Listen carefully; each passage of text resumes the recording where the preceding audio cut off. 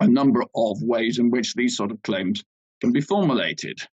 And the classic ones are undue influence, which I'll explain, fraudulent calumny, that's lying, again I'll explain, want of knowledge and approval, where you say that the testator didn't know and approve of the contents of their will, testamentary incapacity, that's to do with mental capacity, of course, and forgery or lack of due execution of the will. Now, all these grounds interrelate or overlap, but they are also subtly different.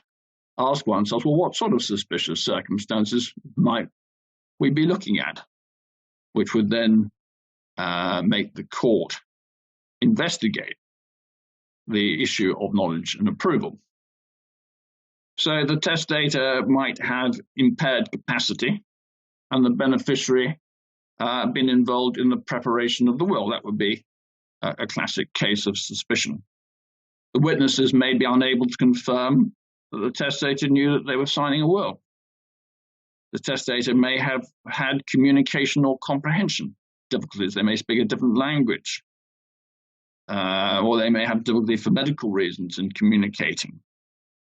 The testator may have made some comments that they have, for instance, left their property to somebody when they haven't under the terms of the will, which might tend to raise a suspicion that they haven't approved the terms of the will.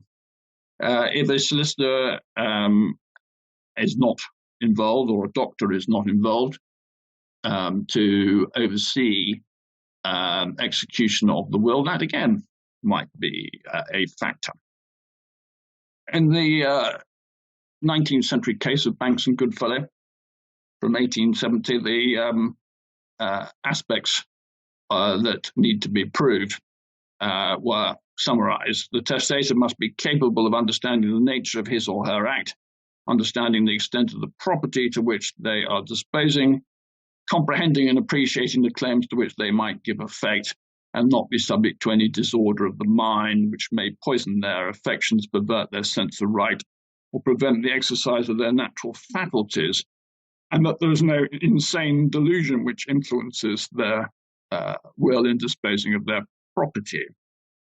Those are the tests, and that test has survived despite the Mental Capacity Act.